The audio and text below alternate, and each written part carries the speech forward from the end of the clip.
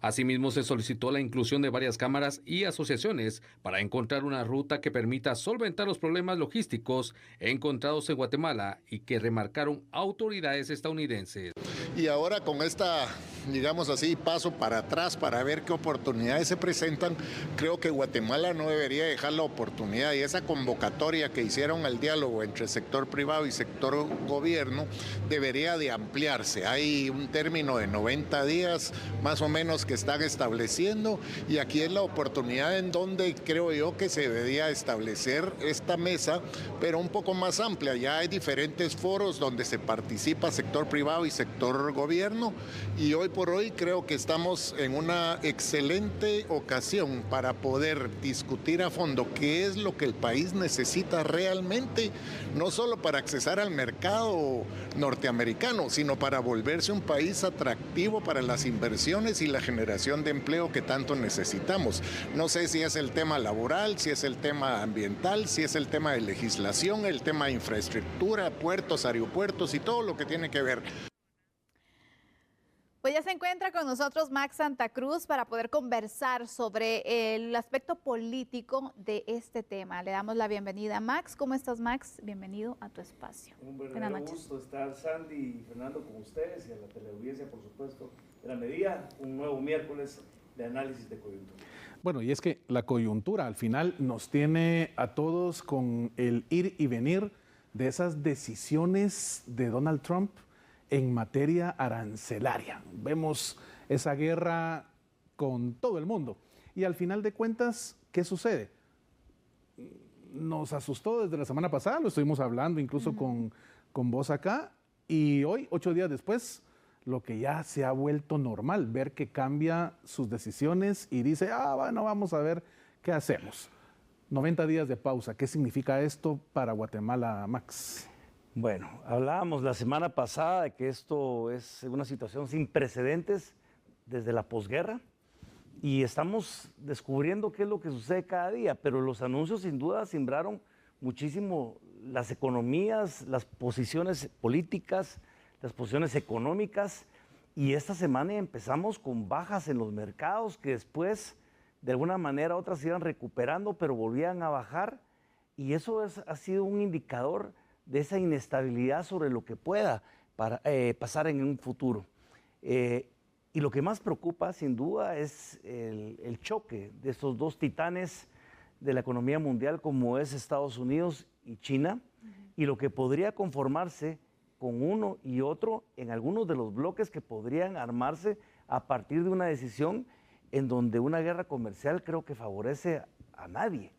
En términos generales. Incluso hablaba de la posibilidad que China empezara a convocar a países del Asia como Japón, como Corea del Sur, y otros tantos se fueran sumando, e incluso la posibilidad de Europa, y otros estaban provocando el hecho de que también incluso se hablaba que Europa se había querido acercar a Estados Unidos para renegociar de manera multilateral, en caso de la Unión Europea con Estados Unidos, la posibilidad de reconsiderar las tarifas arancelarias. Hay que decir que supuestamente hay una lista de 75 países que habrían buscado este acercamiento de mejorar las condiciones de negociación, en donde en el caso de Guatemala, pues fue de los menos afectados con un 10%, versus por ejemplo lo de la China, que sí se voló la barda, con un 125%, y China le devuelve un 84% de aranceles a los productos estadounidenses. Y subió a 140. Bueno, imagínense 140 y sigue la puja. Claro. Al final de cuentas, el gran problema de esto es que también el 10%, si bien a Guatemala le tocó la parte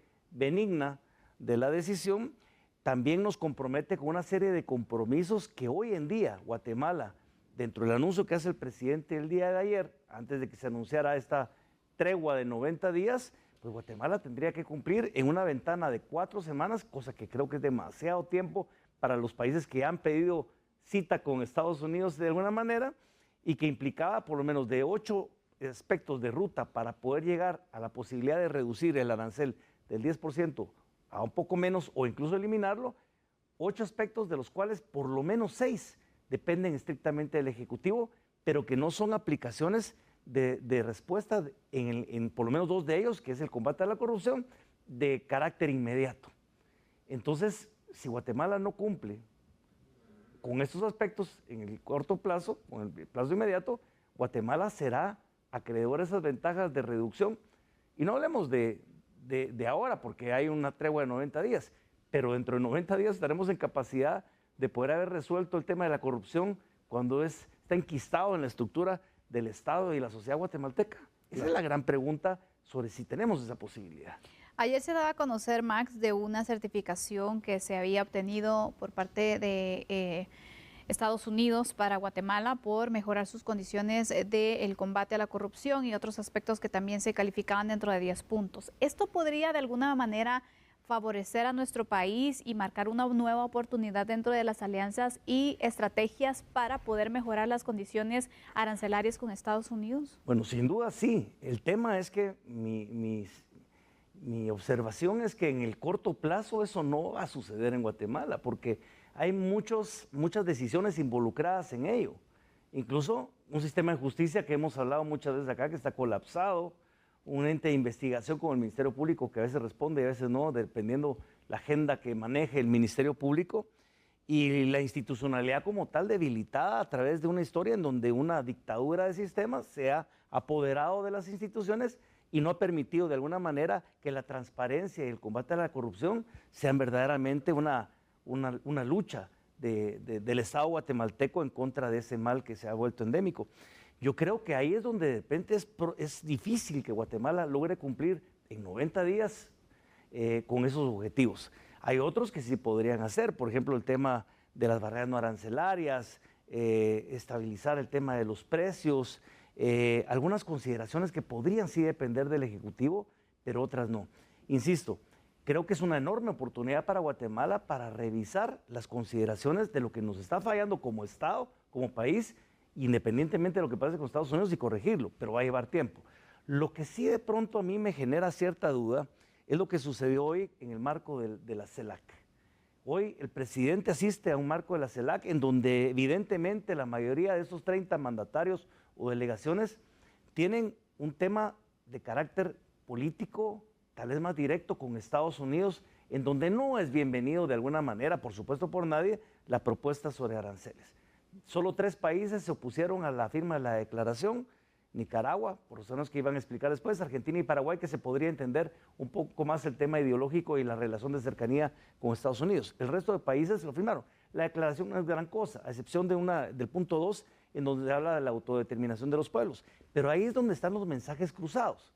Estamos organizando una delegación para ir a Estados Unidos para hablar y mejorar las condiciones del arancel, y por otro lado estamos en otra reunión en donde tenemos el derecho a estarlo por soberanía, autodeterminación, pero de alguna manera si le pegamos el piñatazo a Estados Unidos en dicha declaración y en dicha reunión. ¿Qué es lo que Estados Unidos va a decir o va a recibir como mensaje cruzado? ¿Quieren reunirse? Pensando en el carácter y en el perfil de lo que ha sido la administración Trump. Pero por otro lado se están reuniendo para decirme que lo que está pasando está mal. Claro. Y puede ser que tenga razón la declaración de la CELAC. Pero entonces, ¿cuál es el mensaje al que hacemos caso? ¿Qué carta jugamos hoy? ¿Qué carta jugamos mañana? Esa duda es la que no permite de alguna manera construir una ruta que sea clara. Ahora, sí hay que rescatar que dentro de este esfuerzo, el convocar a los sectores involucrados dentro del proceso, por ejemplo, el sector exportador, el sector agrícola, desde pequeños, medianos hasta grandes empresarios exportadores, es fundamental, más porque lo que se está jugando en Guatemala, y ahí sí, con todo el respeto del ministro Mencos, cuando dice que las circunstancias del país no se van a ver afectadas en su economía a pesar de este 10% de los aranceles. Señor, alguien va a pagar ese 10% si no lo tenemos ahorita contemplado. Y no es poca cosa, el exportador de banano, el exportador de textiles, el exportador de café, azúcar y verduras y algunas frutas, va a tener que pagar un 10% que al rato no lo va a hacer competitivo en un mercado como Estados Unidos, que podría encarecer el producto y empezar el estadounidense a decir, bueno, no pasa nada, o si de repente otros países que avanzan en la negociación bilateral de aquí a los 90 días, porque no lo van a dejar de hacer, van a trabajar esos 90 días, de repente van a tener aranceles más bajos que los nuestros y nuestros productos no van a ser tan bien recibidos en un mercado como estadounidense. Creo que es un gran momento para hacer transformaciones internas, pero también para tomar las decisiones correctas. Ahora, los pasos que el Ejecutivo obviamente está marcando para generar el acercamiento con el gobierno de los Estados Unidos, buscar la apertura de los mercados, que no afecta a Guatemala realmente hasta el día de hoy, con esos 90 días. Por supuesto, estamos en una pausa y como bien planteabas, en 90 días, ¿qué va a suceder?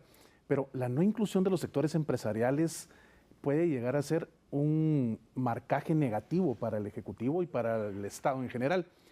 ¿Esto realmente se está manejando de una forma correcta al día de hoy? Yo tengo entendido que por lo menos la ronda de consultas que empezaron el día de ayer y van a continuar en los próximos días con todos los sectores involucrados, que permitirá llevar una propuesta en el corto plazo a Estados Unidos, creo que esa es la ruta. El tema es el tiempo. Hay otros países que ya tienen casi que cita agendada para llegar a hablar esto con un funcionario que está bien determinado dentro de sus funciones, que es precisamente el encargado de las oficinas de comercio de Estados Unidos en la parte de América Latina, que no requerirá el trámite de llegar hasta el presidente Trump, como sí lo va a hacer el presidente Bukele. Pero hay que decir también, El Salvador, la diferencia de exportación de El Salvador que tiene hacia Estados Unidos es muchísimo menor que la que tiene Guatemala, siendo la economía más importante de América Central. Por eso es que el cuidado de la negociación tiene que ser como tal, pero tampoco es esperar en el tiempo para que se nos pase de tueste la negociación y lleguemos tarde para cuando de repente alguien más haya sacado ventaja antes que nosotros.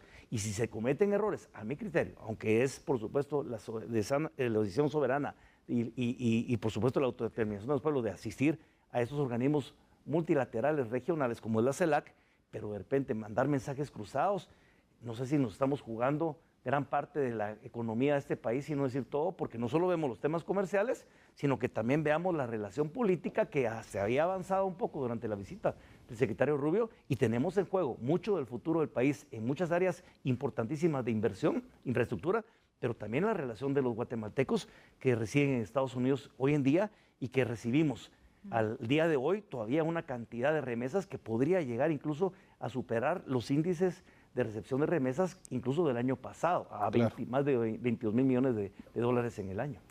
Tenemos entonces este tiempo de espera. ¿Alcanzará Guatemala mejores acuerdos con Estados Unidos? Es parte de lo que estaremos esperando. ¿Qué estrategia se va a utilizar también?